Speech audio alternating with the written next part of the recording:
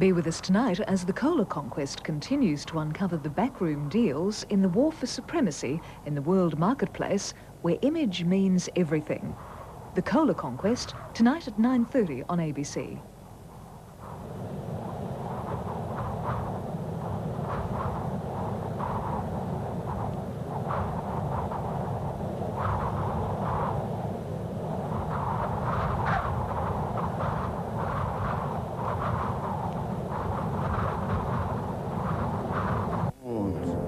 And he destroyed everything in his path. The Aboriginal tribes feared this monster. So one day they all got together to try to think of a way to destroy this terrible monster. It was agreed by everyone that whoever could rid them of this cursed monster would become the leader of the people. There was one brave warrior called Jalga who said he had the courage to try. He was the great-grandson of a very wise old warrior. He went back to his shelter and told his mother, "I would very much like to be the leader of my tribe. What must I do to conquer this monster?" His mother pondered for a while, then said, "You must go to your great-grandfather, Jamu.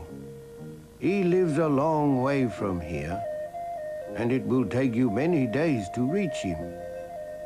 But Grandpa is very, very wise, and he will be able to help you." Early the next morning, Jalga set off on his journey. After many days traveling, he reached his old grandpa's camp and spoke with his very wise ancestor. "I have come to you for help," said Jalga, and he told the old man of the monster that was terrifying his tribe. "Jalga, if you want to conquer this monster, you must be brave and cunning. You must first go to the coastal swamps and catch many, many frogs. They are poisonous. You must skin them and thread the skins on your spear. Don't lose any.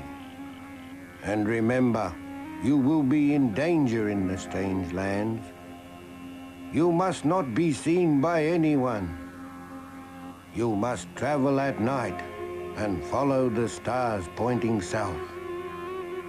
When and if you return, you must kill a kangaroo and fill its stomach with the frog skins. Then you must place the dead kangaroo near the place where this monster sleeps. When the monster wakes, he will smell the blood, and he will eat the kangaroo. The poison from the frog skins will do the rest of the work for you." Jalga thanked his great-grandfather and left to carry out his instructions. Many days later, Jalga returned safely and did exactly what his grandpa had told him.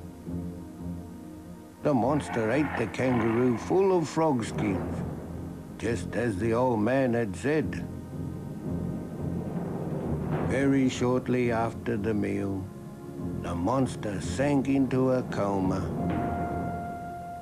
Week after week, his body grew smaller and smaller, until it had shrunk to the size of a man's hand. Today, we can see this monster's descendants. They change color when they need to hide themselves. The Aboriginal people today believe the Mountain Devil to be very wise. The men actually mudlock their hair in the shape of the Mountain Devil. It always thinks a long time before doing anything because it is wise.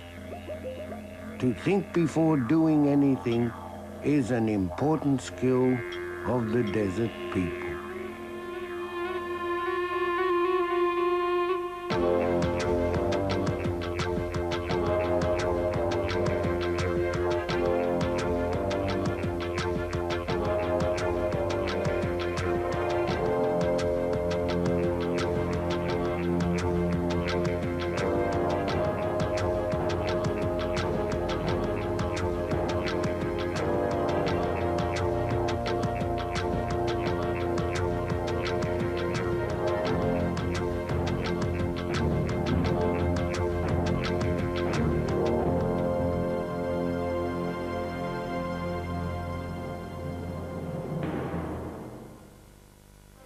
Years ago, 17 Australian cricketers achieved what no other side before or since has been able to do. We played 6 days a week for 5 months, never lost a game.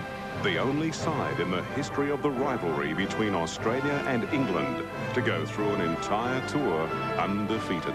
I would think it is one of the great sides in history. The Invincibles, 8:30 Tuesday. I never loved you. A noble family has a terrible secret, which will only be revealed by a newcomer stepping into their midst. It is always disagreeable to hear how an American makes his money. Enter a lavish new drama starring Diana Rigg, Brenda Fricker and Matthew Modine. I'd like us to meet. I'm afraid that would be impossible. This family is one of 100 that goes back directly to the Bourbon kings. In which passions are ignited in a very inappropriate alliance. And we only marry one another. Battle lines are drawn. Wouldn't you be safer in Milwaukee? The American, 8:30 Sunday. Tonight on ABC, TV John's brother is sprung from a South American jail by a millionaire who wants to find the Stone of Destiny on Hamish Macbeth.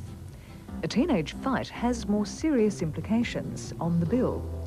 Then the cola conquest follows the marketing strategy behind the world's most recognised products, before Paul Hester and friends take us into Hesse's shed.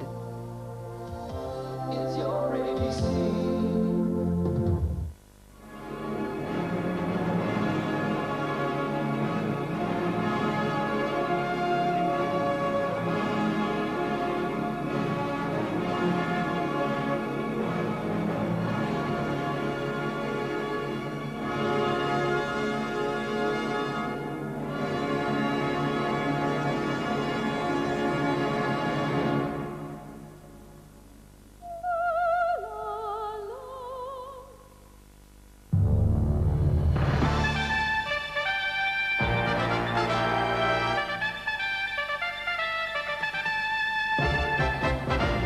Tonight, top-level talks over Australian military observers in East Timor.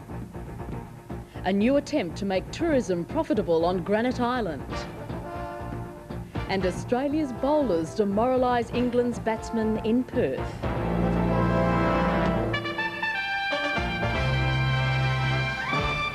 Good evening, Kelly Nestor in Adelaide with ABC News. The Indonesian government's been warned to prepare for escalating violence unless troops are withdrawn from East Timor. Prominent activist Jose Ramos Horta has also criticised a plan for the deployment of an Australian military attaché to the disputed territory. His comments came during the second day of a visit to Indonesia by Defence Minister John Moore. It was a grand welcome for Defence Minister John Moore, followed by a jovial discussion with President Habibie. You hobby singing, but he's the best. John Moore says he had a useful exchange with the Indonesian president and confirms East Timor was raised. What he understands our concerns with that. He spoke about the efforts that he's making in terms of the changes for democracy and the difficulties that he's having with it. The Defence Minister has already announced an Australian attaché will monitor Indonesian military activity in the disputed territory. But the region's leading activist has criticised the move. What is credibility coming from an Australian military establishment who over the years trained the Kopassus, the Indonesian special troops who have been killing the East Timorese. Speaking at a forum in Sydney, the Nobel Prize winner warned of further unrest unless troops are withdrawn quickly. There's going to be more violence. People are fed up. People are angry with them. and the Indonesian military have not learned. Deputy Prime Minister Tim Fischer, returning from an overseas trade mission, says he's distressed by this week's anti-government unrest and the targeting of Chinese and Christian groups. I'm very saddened by the violence and the, to some extent, religion versus religion violence. Indonesia could well do without that.